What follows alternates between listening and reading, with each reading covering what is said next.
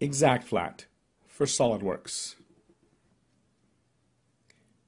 In this example, we're going to take a man's dress shoe and prepare it for flattening into 2 dimensions.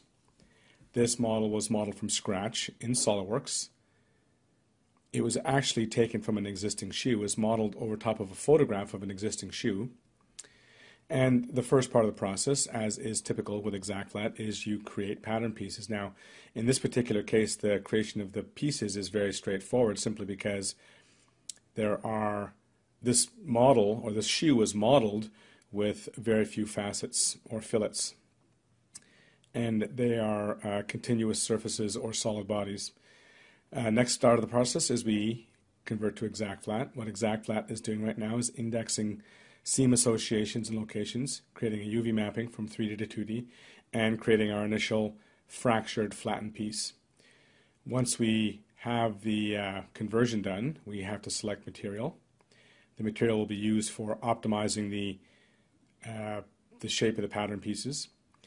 And before we do that, we're going to go into our layout environment and move these pieces around.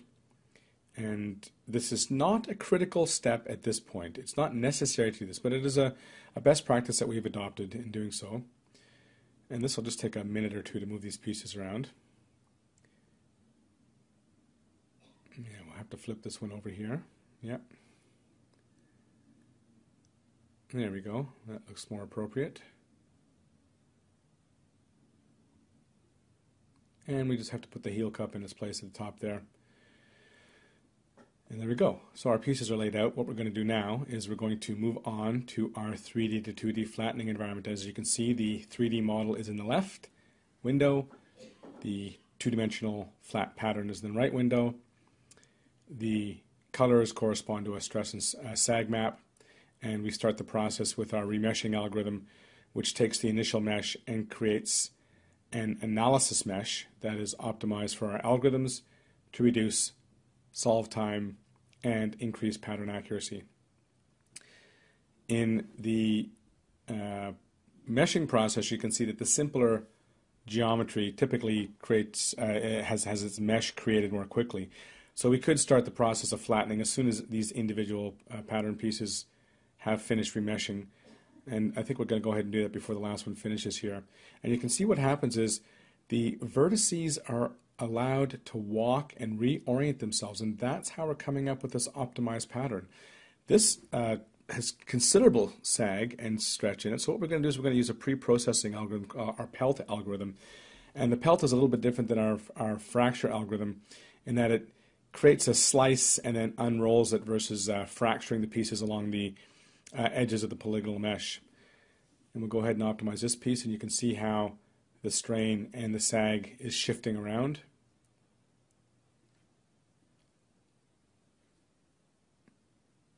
Now we could very easily have just selected all these pieces, clicked optimize, and got the optimizing algorithm to work as we perhaps moved on to working on other things. But we're trying to demonstrate this here, so you can certainly pick the workflow that works for you. And we are just about finished here, and we have that middle piece where the toe is, where there's still some strain and sag that is trying to be solved. We're about 64 or 65% of the way in. And this is relatively difficult geometry, that piece right there, so it may take some time. And if you're running a multi-core computer, if you have 8 or 12 cores, this should go much faster, the flattening process. In fact, it should be considerably faster. We're going to stop it here for the purposes of only sort of briefly taking you through the workflow. So we're going to click OK. It's going to start the process of redefining the edge associations, and we're just going to rebuild the pattern piece to update the geometry. So the geometry that was created using our 3D to 2D flattener now is going to be used as input into rebuilding these SOLIDWORKS sketch entities here.